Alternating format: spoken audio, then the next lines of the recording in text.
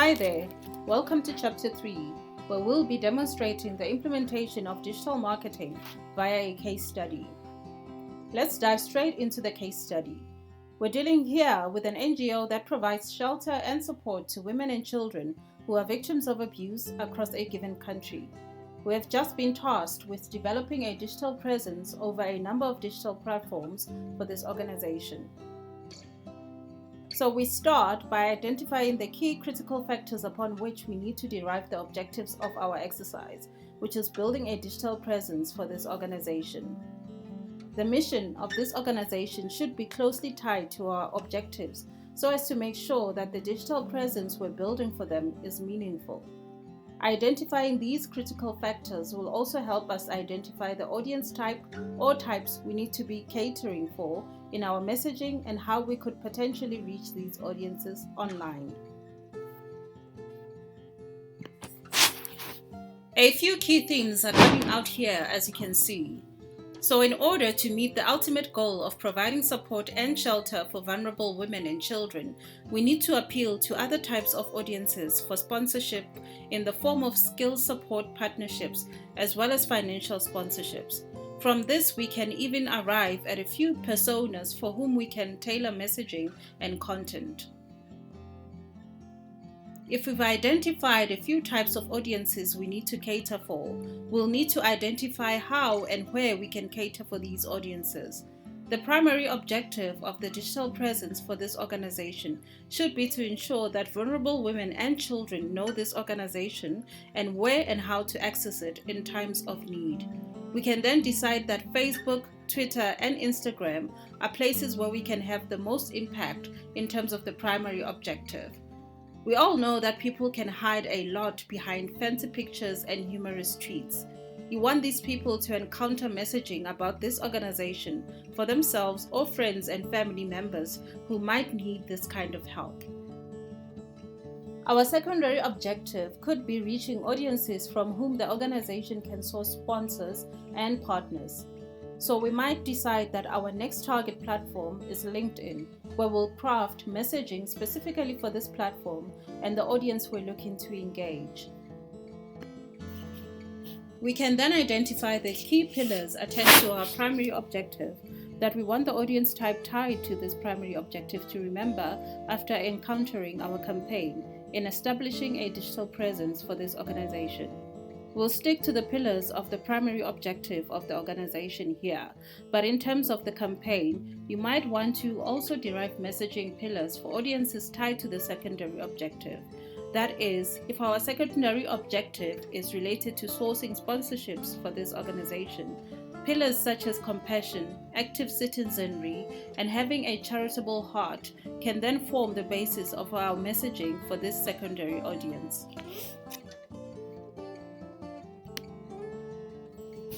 Okay, now we need to build an identity for this NGO.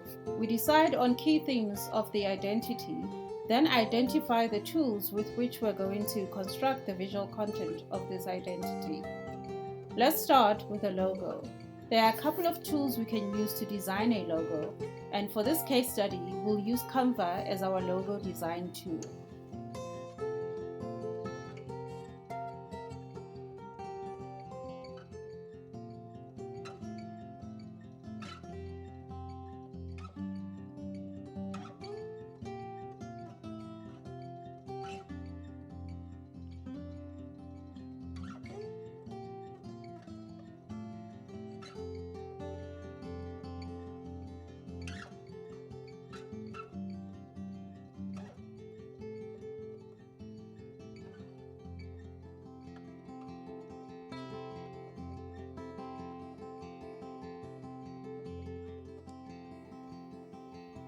Okay, so what you need to do here is put yourself in the shoes of your target audience and think about what you would want them to see when thinking about helping vulnerable women and children.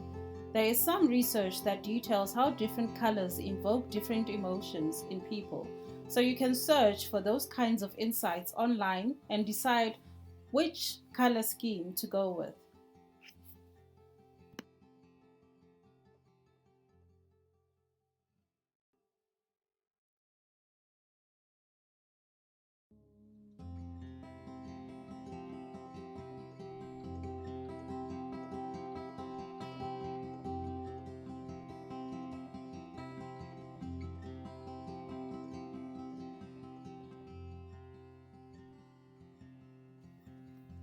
Keep it simple, don't overthink it. That's usually the best approach when dealing with human folk and their perceptions about different aspects of life and how that affects their emotions. There's a common term in marketing called psychographics. It deals with how to invoke certain emotions in people in order to drive them to a desired result, such as purchasing something or perhaps volunteering or donating to a cause.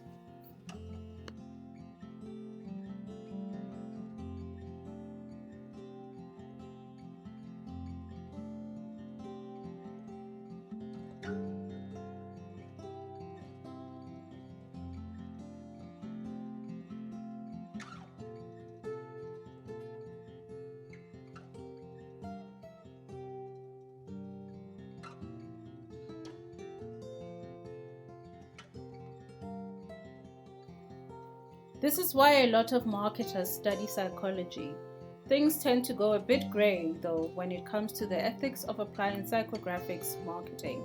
It works well when trying to get people to pay attention to something important, but not so great when manipulating the vulnerable, such as targeting people who have assets but are experiencing financial hardship with gambling products, knowing full well their emotions will lead them to gambling, where they'll likely end up far worse off financially than when they started.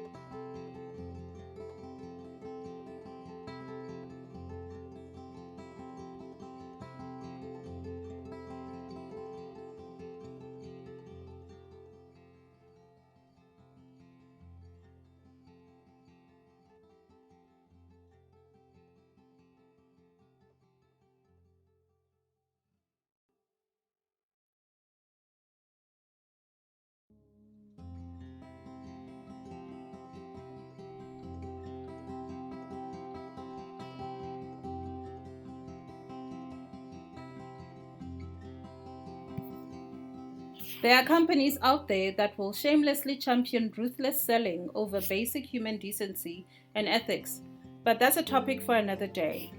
Marketing and seeing positive response from audiences is fun and exciting, but just remember to be responsible.